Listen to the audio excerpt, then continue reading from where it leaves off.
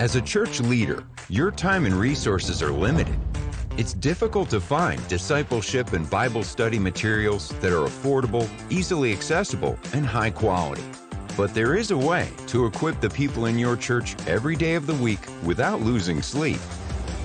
Welcome to Right Now Media, the world's largest library of video-driven Bible study resources, used by more than 20,000 churches, schools, and organizations. With a Right Now Media subscription, everyone in your church can access thousands of biblical resources for kids, couples, small groups, and more. Give your members access to great content, anytime, anywhere, on any device. And God specifically says, the way you think, that's not the same way I think. Equip and inspire everyone in your church beyond. Hello everyone, thank you so much for joining me right here in Solomon's Temple. I'm Uncle Solomon, and it's good to be with you on this Monday, the 27th of November. Awesome to be with you. Hope you had a great weekend. How was church? Let me know how church was and what you did at church. Please do let me know where you're also watching from. Don't forget to subscribe to the YouTube channel Solomon's Temple. And indeed, I offer not soccer, I was just talking about soccer, my kids. I offer YouTube training. If you are in need of YouTube training, get in touch with me on this number for a small fee that I charge. I'm going to give you the ins and the outs of how to be effective on YouTube by creating great content and being consistent and hopefully, make money from it. A lot of people are using YouTube, social media as a side gig, an extra income here and there. And for a lot of people lately, it's become a full-time job. I know people who quit their job just to concentrate on YouTube. So you might have something to say. You might have something to sell. It's all okay. Just get in touch with me, because a lot of people do have something to say or sell, but they do not know how to use the platform effectively. So please do get in touch with me on this number. And great to have my sister from all the way from PTL. Good to have you here. Renee, all the way from Kuala Lumpur in Malaysia. Bongani, awesome to have you here. Moses, it's been a while. Good to have you here. And also Swani from Springs. Okay, here in Joburg. And Resta, good to have you here. Thank you, Resta. Nobza, she's using the platform handle Repsa. And from Trabeka is Zukisa. Good to have you here also, Zukisa. So lately, if you notice, I've been doing a couple of videos of, for the last 10 years, when we talk about false prophets, we only think about men. But you see, lately, there's been a rise of, female false prophetess. Some of them slay queen, who just adapted the whole aura of being a prophetess, and they now hump in. I'm going to share with you a video of a lady who is gradually turning into a false prophetess. And in I think it's in Zambia or Malawi that she's at. Her name is Prophetess or Pastor Martha Chisimba. And you see, the Bible is very clear. By their fruits we shall know them. And you see, sometimes we tend to ignore the fruits of these pastors and prophets and prophetesses. That's why we get into trouble. That's why we come to a conclusion that they are men of God, women of God. Because we ignore the fruits. And we look at how anointed they are, how they could speak. David was so anointed that he killed Goliath. Though he killed Goliath, he couldn't kill his sexual desire. So you can kill Goliath. You can kill Goliath, matter of fact, but struggle with your sexual desires, with your corrupt desires, with your immoral desires.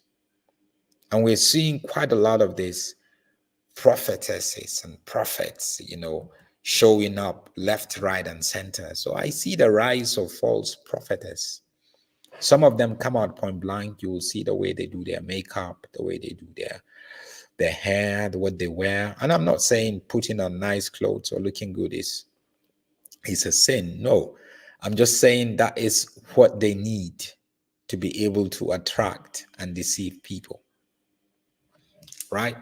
So here is false prophetess Martha.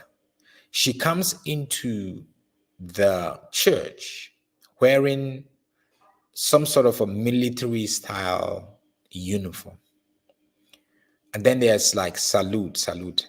How many of you have noticed that has become an identity of false prophets wearing like a military style uniform?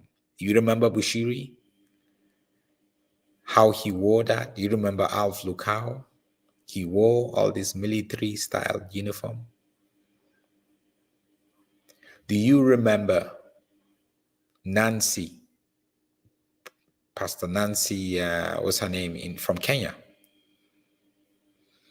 So they're not just doing it because they love the costume, they love the design. No.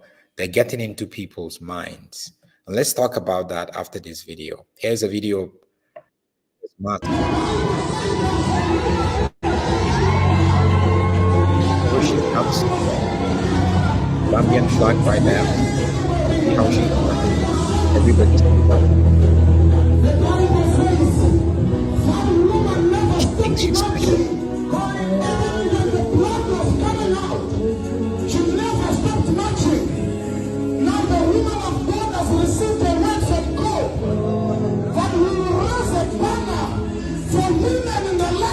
And the hype man is hyping her up.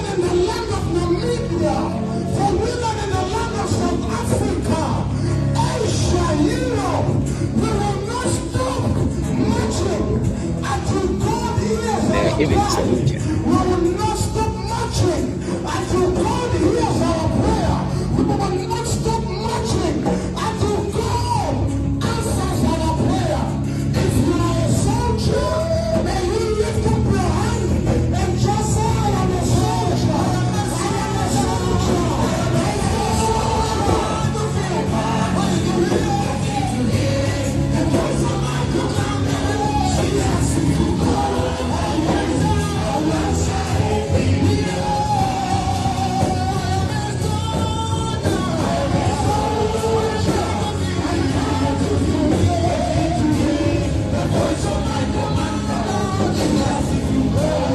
So,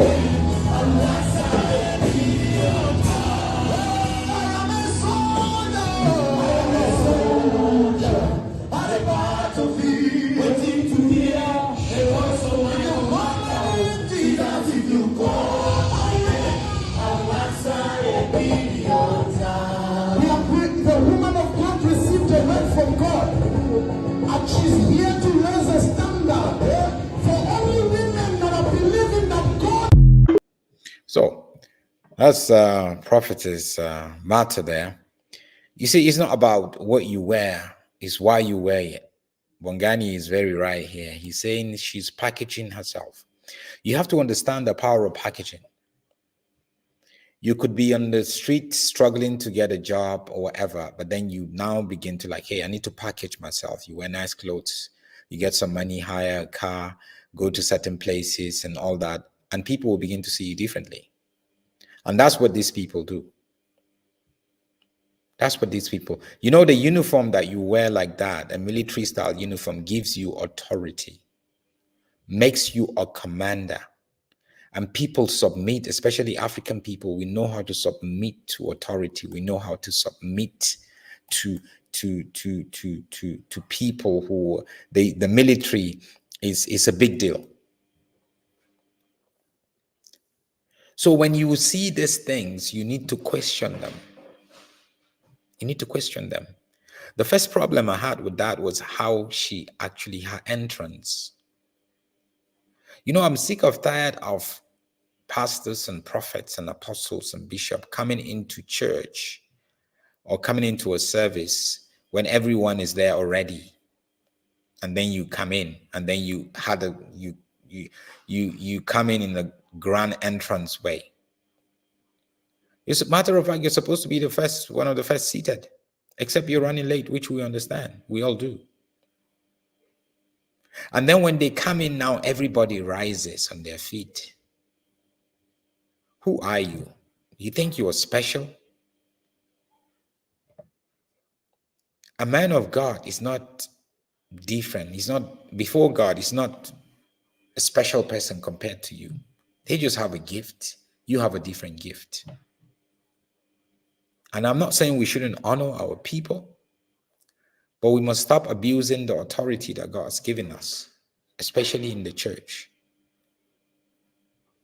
Watching the hawks say, submit to bullying even though it's false. They will work on your mind to think that they are everything. They are this, they are that. You know, Moses says, she looks Zambian. I'm so ashamed of my country, ladies and men. I mean, there's a Zambian flag there. Guys, we need to not be a part of packaging and setup like that. We shouldn't just wave it. We must learn to question things. That is important. Thanks for joining me. I'll catch you again later.